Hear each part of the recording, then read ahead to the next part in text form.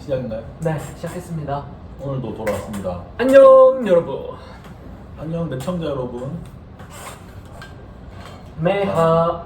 오늘도 저희 컨텐츠 이름 뭐라 지을까요? 근데 똥 치우기 좀 그러니까 사이한 테크톡.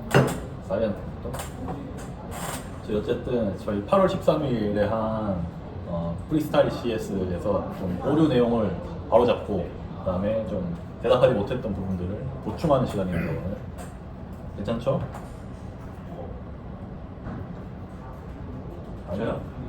저한테 물어본 거 아니잖아요. 옹을 해줘야죠. 저 순서 기억나시나요 다들? 아 당연하죠. 당연하지. 순서대로 갈까요 그러면? 순서 기억 안 나는 흠 없제. 내가 근데 영상을 비교해서 볼 것 같지 않아서 뭐 순서 중요한가? 저희가 우리한테 중요해. 네, 저희가 다시 보기에. 네. 첫 번째 질문은 저에게 왔던 질문이었는데 CPU의 기본 구조와 작동 원리에 대한 설명이었습니다. 그래서 네, 흥민님이 받은 질문인데 흥민님이 한번 저 CPU는 무엇입니까? 그래서 중앙 처리 장치죠. 안 보고도 설명 가능한 거예요. 중앙 처리. 좋은데요? 왜 그래야 되죠? 그림이 살짝 CPU는 무엇입니까, 여러분? 안 보고 중앙 말하는 처리 거지. 장치요. 센트럴 프로세스 유닛. 중앙 처리 장치죠. 네. 이 CPU의 가장 큰 역할은 무엇이냐면 연산을 포함한 모든 명령어를 처리해 준다는 겁니다. 네. 그래서 이제 CPU 스케줄링을 하는 이유가 얘가 이제 명령어를 실행해 주는 녀석이니까 서로 나 이것 좀 처리해 달라고 서로 갖고 싶어하는 아성의 저 같은 남자라고 할 수 있죠. 바이서울의 저랑 비슷한 포지션이네요. 주한님은 이제 한 여기까지 할까요? 오케이. 센트럴 프로세스 주안. 네, 넘어가시죠. 네, 넘어가서. 네, 그랬죠. 그래서 이제 질문이 구성 요소와 작동 원리였는데, 구성 요소로 하면 이제 어떻게 이루어져 있는가로 그때는 아예 설명을 못했는데, 그때는 제가 뭐라고 설명했냐면, 저는 CPU에 레지스터가 있다는 것도 몰라요. 라고 했는데, 레지스터만 있는, 물론 레지스터도 있지만, 레지스터뿐만이 아니라, 레지스터도 있고, 또 뭐가 있었지? 저기 ALU도 있고 보면서 할게요. 보면서 할래요. 근데 안 보면서 머릿속에서 계속 이 뉴런을 자극하면서 말하는 오늘은 이제 설명하는 시간이니까 팩트를 정리하는 시간이. ALU 다시 제일 이제 중요한 세 가지를 뽑자면 ALU 말씀해 주신 것처럼 그리고 제어 장치 그리고 레지스터가 있죠. ALU는 이제 연산 장치인데 이제 연산은 뭐가 있나요? 산술 연산, 더하기 빼기 같은 산술 연산이 있고 논리 and or not 같은 이제 논리 연산이 있죠. 이러한 연산들을 이제 수행해 주는 비교 연산도 들어가나요? 거기 A. 그거 좀 한번 찾아봐야겠는데. 예, 넘어가셔야 될 것 네, 같아요. 나중에 비교 연산은 적어놓겠습니다. 비교 연산도 될 것 같은데. 비교 연산은 무슨 and or not equal. 있을 것 같아요. 사실 근데 혹시 추가적으로 비교 연산, 보수 연산, 시프트 연산들도 수행을 한다고 하네요. 좋군요. 그렇다고 하네요. 그렇다고 합니다. 박사님 날카로웠습니다. 날카로웠습니다. 그렇고 ALU는 그런 데이터 연산 처리를 해주는 장치이고요. 제어 장치는 이제 명령어 해석과 처리 흐름을 제어해주는 부분이라고 하네요. 다른 구성 요소들한테 제어 신호를 보내서 명령어가 올바르게 실행되도록 한다는데 그렇다고 합니다. 그리고 레지스터는 다들 아시겠지만 이제 가장 빠른 CPU의 가장 인접한 메모리죠. 이제 실질적으로 CPU는 레지스터에 있는 명령어만을 처리할 수 있도록 그때 주한님께서 설명을 해주셨기 때문에 이쯤에서 넘어가겠습니다. 확실한가요? 주한님이 말씀했는데 믿음으로 가는 거죠. 쓰진 않아, 써놓지 않았는데. 그렇군요. 근데 가능은 한데 그냥 현대 컴퓨터가 좀 더 효율적으로 하기 위해서 레지스터에 있는 명령어를 수행하는 거 아니에요? 현재는 그냥 그렇다? 그런 느낌 아닌가요? 어쩐 그런 느낌인가요, 주한님? 이제 그 말씀을 하신 입장으로서. 그런 느낌일 수도 있고 네. 아닐 수도 있지 않을까요? 여튼 넘어가고 이것도. 네, 부가적으로는 이제 캐시 메모리도 있고, CPU의 동작 속도를 결정하는 클럭도 있을 것이고, 이제 메모리를 효율적으로 관리할 수 있도록 돕는 메모리 관리 장치도 있다고 합니다. 이거는 부수적으로 그냥 알아두면 좋을 것 같고. 그럼 혹시 이 코어는 CPU의 어느 부분인지, 코어랑 어느 부분인지. 그러니까 코어랑 CPU랑 비교했을 때 네. 뭔 차이가 있는가? 과거에는 코어라는 개념이 없었을 때 네. 이제 CPU 하나만으로 이제 실행했던 것들을 이제 CPU 안에 또 조그마한 CPU라고 할 수 있죠 사실. 코어 예전에 CPU가 했던 역할을 현재는 코어가 해준다. 뭐 이렇게 봐주면 될 것 같습니다. 부족한가요 설명이? 아니 저는 뭐 괜찮은 것 같아요. 근데 약간 덧붙이자면은 그냥 그 처리 장치랑 이 레지스터의 그 합이라고 생각하면 AL은 없나요? 그러면? 그 처리 그쵸 CPU 전반적인 게 다 있겠네요. 하나의 작은 CPU가 맞는 말이겠죠. 그러면은 그냥 CPU인 거 아닌가요? CPU의 구성 요소가 ALU랑 컨트롤 유닛이랑 그러니까 레지스터. 이게 약간 이런 거죠. 저희가 운영체제를 배울 때 코어부터 배우지 않잖아요. CPU를 배우기 전까지. 네. 그러니까 CPU를 미리 배워놨어. 네. 근데 CPU가 이제 여러 개 생긴 CPU가 있는 거죠. 이제 그걸 프로세서라고 하더라고요. 근데 현재 개념적으로. 사실 CPU는 껍데기이고 네. 코어가 예전의 CPU 역할을 했죠. 저희가 아는 게 프로세서 그냥 하나의 프로세서고 그 안에 여러 개의 코어. 근데 개념적으로 있는 게 그 코어가 CPU인 거. 저희가 개념적으로 알고 있는 게. 그러면 코어가 2개면은 ALU도 2개, 레지스터도 2개. 이거는 근데 그게 약간 대응되는지 모르겠어요. 네네 그거는 더 찾아봐야 될 것 같고 뭐 그렇습니다. 그렇게 구성 요소에 대해서는 그렇게 설명을 마칠 수 있고요. 두 번째로 이제 작동 원리에 대해서 설명을 하라고 했는데 이제 CPU의 작동 과정은 이제 명령어 사이클이라고도 한다고 하네요. 근데 이 사이클은 세 단계로 이루어져 있는데 아까 말씀드렸던 명령어 인출, 명령어 해석, 그리고 명령어 실행 뭐 fetch, decode, execute라고 하는데 첫 번째 단계인 명령어 인출은 이제 뭐 그대로 읽어야 되나? 제어 장치가 메모리에서 뭐 프로그램 카운터가 가리키는 위치에 명령어를 인출한다고 하네요. 그렇다고 하네요. 어디서 어디로 인출한다는 거죠? 메모리에서 메모리에서 네, 메모리에서 그쵸. 프로그램 카운터는 메인 메모리를 가리키고 그 메인 메모리에 가리킨 그 명령어를 들고 오는 건가요? 레지스터로? 그것까지는 모르겠네. 아예 몰랐던 개념이라 간단하게만 뭐 알아두는 뭐 네, 프로그램 카운터는 제가 알기로는 네. 프로그램마다 있는 거, 프로세스마다 있는 그러면 거. 램이 적절하게 일단은 메모리에 이제 위치하고 있을 것이고 그래서 다음에 실행할 프로세스 아이디를 찾아가면은 그 프로세스 아이디에서 프로그램 카운터가 가리키고 있는 명령을 아마 가지고 오는 걸로 알고 있습니다. 뭐 두 번째는 이제 명령어 해석이었는데 레지스터에 저장된 명령어를 아까 앞에서 말했던 CPU의 기본 요소 중에 하나인 제어 장치가 이제 해석한다고 합니다. 그 해석이 그러면은 기계어잖아요. 그럼 이제 아키텍처마다 그냥 다른 그런 해석 방법이 있기 때문에 여기서 해석하는 건가요? 글쎄요. 그러니까 X86하고 ARM이 달라. 음? 해석 과정에서 기계어가 이제 근본적으로 다를 거잖아요. 해석 과정에서 어떤 식으로 해석을 하는 거지? 너무 디테일한 것 같습니다. 넘어가도 될 거. 그냥 충분히 알아볼 가치가 있을 것 같습니다. 이 정도 스텝까지는 이 정도 스텝까지. 건강한 스텝. 뭐야? 요 부분은 수장님이 한번 백그라운드로 알아봐 주시고 다음으로 저희 또 좋아요. 넘어갑니다. 마지막은 뭐였죠, 저한테? 명령어 실행이죠. 인해실. 좋습니다. 인출, 뭐 해석, 실행. 할 거 다 했으니까 이제 실행해야죠. 네. 뭐 이제 뭐 해석 다 했으니까 연산 수행을 한다고 합니다. 연산 수행은 뭐가 있죠? 선술 연산이 있고 논리 연산. 아니 뭐가 있냐가 아니라 누가 하죠? ALU가 하죠. 맞습니다. ALU가 연산을 수행하거나 데이터를 읽거나 쓰는 작업이 이루어질 수 있다고 합니다. 그리고 이 실행이 완료되면 아까 말씀하셨던 프로그램 카운터가 다음 명령으로 이동해서 이 사이클이 반복된다 라고 할 수 있습니다. 이게 밤새도록 돌아가는 관람차 같은 거네요. 뭐 그런 거죠. 너무 예전 밈인데? 그런가요? 다음 질문은 이제 신하님에게 드렸던 그리고 어제도 얘기했던 캐시 근데 어제랑은 조금 다를 수 있어. 캐시 메모리의 원리와 캐시의 지역성 원칙에 대해 설명해 주세요. 어제 말한 거랑 저는 좀 내용 동의를 다, 한 것 네. 같긴 뭐 해요. 그럼 짧게 뭐 짧게? 리마인드? 리마인드를 한번 해보겠습니다. 세 문장대로. 세 문장대로? 네. 진짜 짧게. 그러면 30초.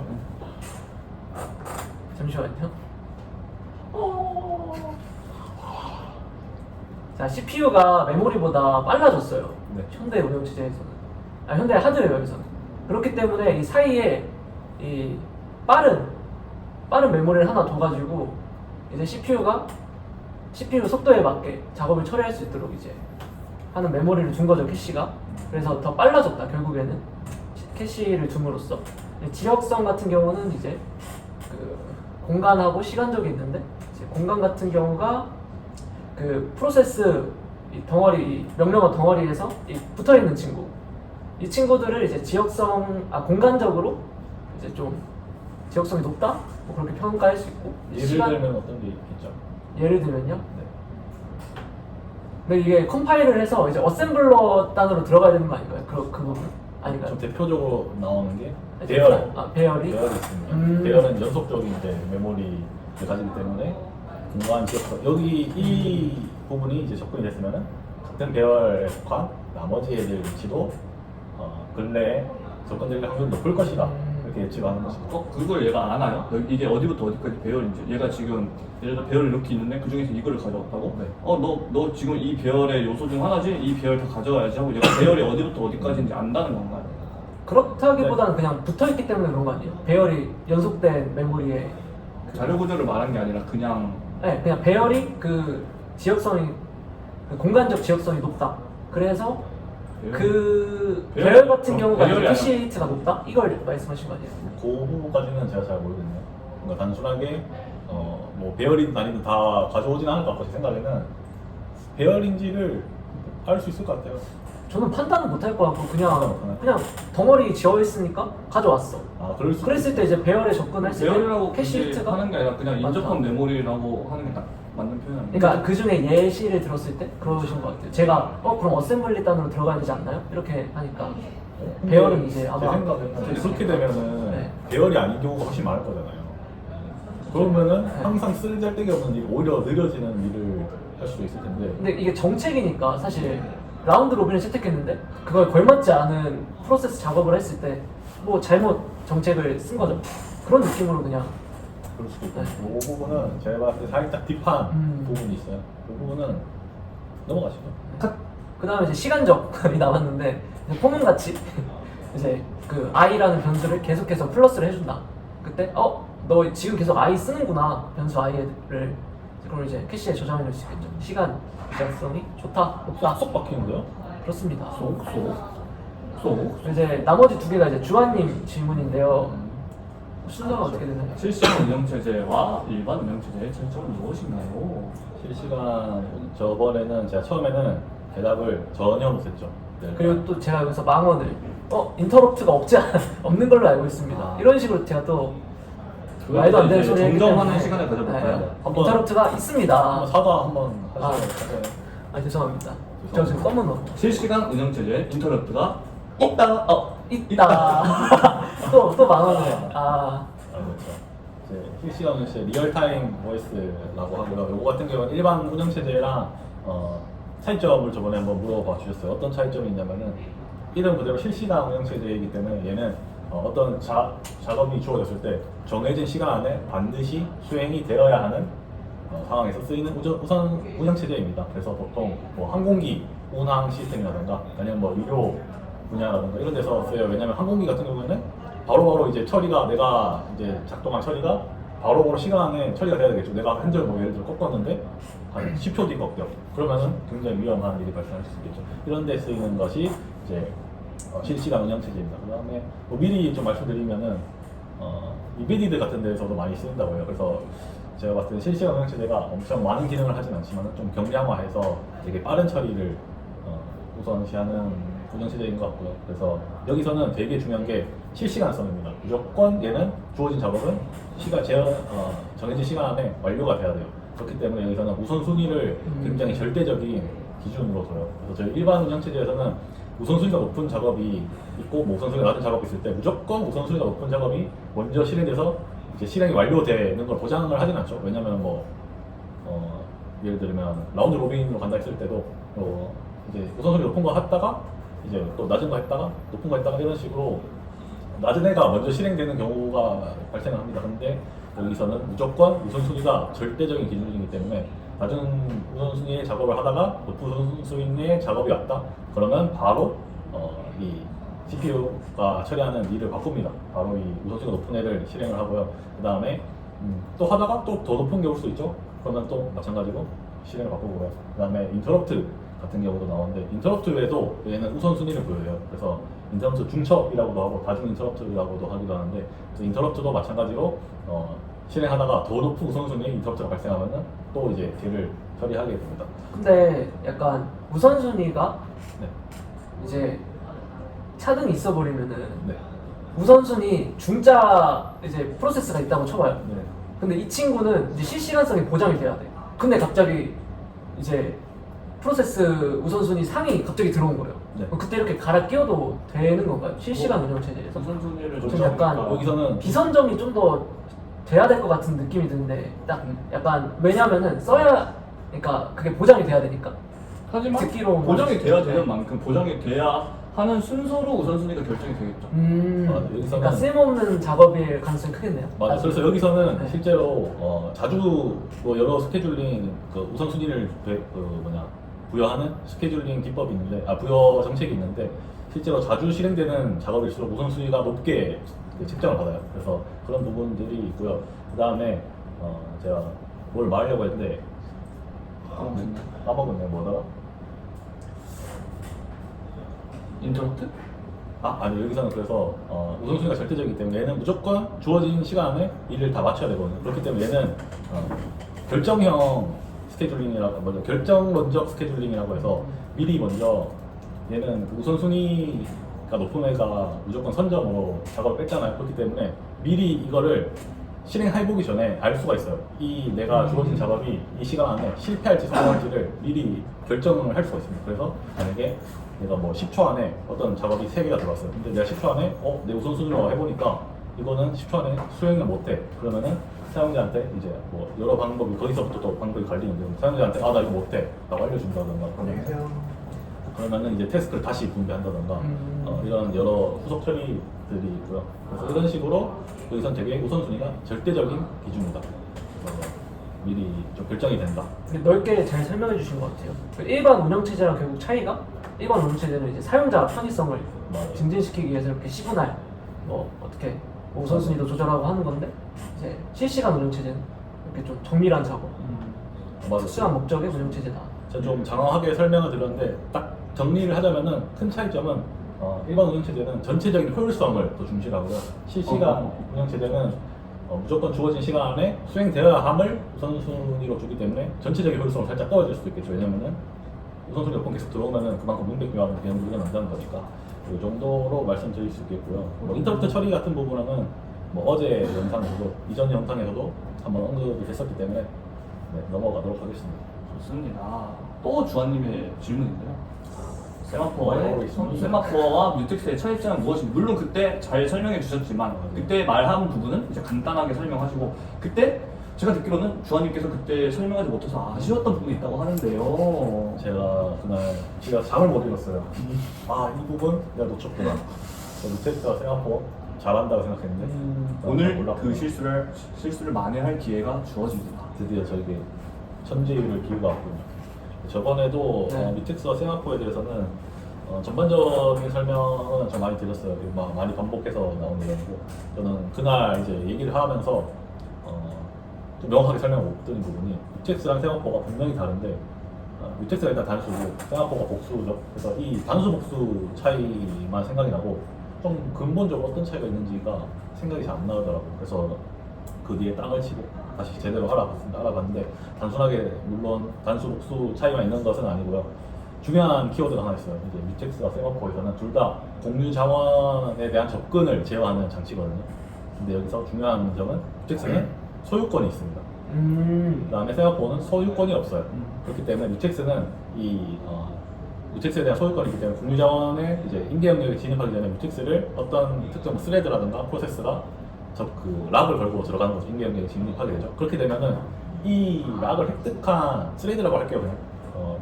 그래서 이 락을 획득한 스레드가 방출하기 전까지는 아무도 접근할 수가 없습니다. 그렇기 때문에 이런 문제 때문에 뮤텍스는 조금 더 데드락 위험성이 높고요. 왜냐면은 얘가 락을 가진 스레드만이 락을 방출할 수 있기 때문에 얘가 가진 상태로 그냥 잠들어 버린다거나 그렇게 되면은 평생 이제 데드락에 걸리게 되겠죠. 그런 부분들이 있고요. 세마포는 반대적으로 이 락에 대한 소유권이 없어요. 그렇기 때문에 세마포에서는 정확하게 말하면 락은 아니죠. 락은 아니고 그 뭐였죠? 게임은 게 어웨이트였고 시그널 웨이트랑 시그널이 있어요. 그래서 이 웨이트를 호출한 스레드가 아니더라도 웨이트가 이제 뮤텍스로 치면 락이죠. 시그널이 얼락이고 그래서 이 웨이트를 호출한 스레드가 아니더라도 다른 스레드가 그냥 시그널을 통해서 이 하나를 깨울 수가 있어요. 그렇게 되기 때문에 얘는 비교적 데드락 발생 가능성이 낮겠죠. 그렇게 되고 세아포는 뭐 당연하게 이제 복수로 얘는 조금 목적이 다르더라고. 얘는 동기화에 대한 목적보다는 어떤 공유자원 접근에 대한 동시성 제어에 조금 더 포커스를 뒀어요. 그러니까 최대 동시성 제어라고 하면은 동시에 이 공유자원에 몇 개의 스레드가 접근할 수 있는가. 그러니까 이 값을 세마포 값을 10으로 설정해주면은 동시에 최대 10개까지가 접근할 수 있게 되죠. 애초에 이렇게 목적이 살짝 다르기 때문에 저는 근데 저 약간 이해가 안 가는 게 네. 공유 자원에 대해서 동시에 접근하면은 네. 그 동기화원. 데이터의 네. 무결성이 보장이 안 되는 부분 아닌가요? 맞아요. 실제적으로 네. 그래서 세마포만 쓰면은 네.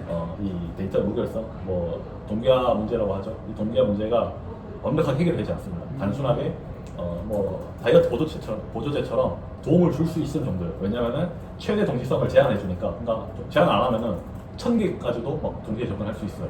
뭐 스레드가 1000개면은. 근데 이제 얘가 세마포를 10으로 해놓으면은 최대 10개까지만 동시에 접근할 수 있겠죠. 그러면은 위험성이 아무래도 조금 낮아지긴 하겠지만은 결과적으로는 동기화 문제를 완벽하게 해결해 주진 않는다. 그래서 얘를 완벽하게 해결하기 위해서는 뮤텍스와 같은 더 강력한 동기화 장치가 추가적으로 필요하게 된다. 이런 문제가 있을 거예요. 그래서 저는 처음에 이 부분이 좀 납득이 안 되는데 결국에 세아포는 애초에 목적성이 살짝 다르기 때문에 동기화를 완벽히 보장해 주지는 않더라도 애초에 동시성 제어에 좀 더 큰 목적이 있다. 그래서 실제로 세마포는 동기화 할 때만 쓰는 게 아니고 뭐 공유 자원의 개수, 뭐 접근 제어를 할 때도 뭐 은행원 알고리즘 같은 경우도 그 뱅커 알고리즘이었나요? 알고리즘. 뱅커 알고리즘, 은행원 알고리즘에서도 실제적으로 그걸 하죠. 생산자, 소비자 문제 뭐 이런 데서도 이 사실 동기화 문제는 아니고 이 공유 자원에 대한 개수 제한을 개수를 제어할 때 세마포를 쓰기도 합니다. 그러니까 동기화 문제가 아닌데도 세마포는 쓰기도 한다. 뮤텍스는 이제 잠김과 풀림이라는 두 가지 형태만 가지는 이진 잠금 장치로 동작을 하잖아요. 그렇죠. 근데 그 말씀하신 세마포의 경우에는 이제 그러면 세마포의 그 카운터 값이랑 네. 아까 말씀하셨던 그 웨이트랑 시그널에 대해서 약간 네. 그러니까 웨이트랑 시그널만 만약에 존재한다면 네. 세마포도 뮤텍스처럼 이진 잠금 장치라고도 볼 수 있잖아요. 근데 그게 아니잖아요. 실제적으로 세마포랑 뮤텍스를 비교할 때 이진 세마포 얘기가 나와요. 바이너리 세마포라고 하는데 이 세마포 점수 값을 2로 두면은 아니죠. 1로 두면은 이 동시에 접근할 수 있는 스레드가 한 개만 되는 거죠. 이렇게 되면은 마치 뮤텍스처럼 동작하면서 얘는 이렇게 되면 이제 동기화 문제가 해결이 되겠죠. 왜냐면은 최대 동시에 한 명만 접근할 수 있으면은 뮤텍스랑 사실상 거의 비슷하게 동작을 하는 거죠. 대신 다른 점은 뮤텍스는 이 락을 획득한 애만 해제할 수 있고 세마포는 그게 아니고 동시에 하나만 접근할 수 있지만은 얘가 누가 될지는 사실 모르게 되는 거죠. 먼저 들어간 애가 뒤에 기다리고 있던 애가 시그널을 해버리면은 얘는 이제 풀려나게 되는. 그래서 동시에는 한 개만 되지만은 설권 개념은 살짝 다른 부분이 그러면 이제 그 2로 하면은 동시에 두 개의 스레드가 접근할 수 있다는 거잖아요, 그렇죠? 네. 근데 이게 하나의 자원에 대한 건가요? 그렇죠. 그런 건가요? 이제 영역을 설정을 한 거죠. 이 코드 영역에서 이제 이 부분에 위에 웨이트 부분이 있고 밑에 시그널 부분이 있을 때 이 사이에 있는 부분이 임계 영역이 되는 것이고 여기서 접근하는 자원들이 공유 자원에 해당하게 되겠죠. 그렇군요. 알겠습니다. 그럼 뭐 성공하신 건가요? 더 이상 여한이 없을까요? 네, 뭐 이 정도 말씀드리면은 많이 말씀드린 것 같아요. 뭐 할 얘기는 수도 없이 더 많지만 영상 기기상 뭐 야무지게 하신 것 같은데요? 좋습니다. 그러면 여기까지. 오늘 여기까지. 마무리 인사 할까요? 오늘도 잘 집중하셨나요? 거기도 졸지 않았지? 바이바이.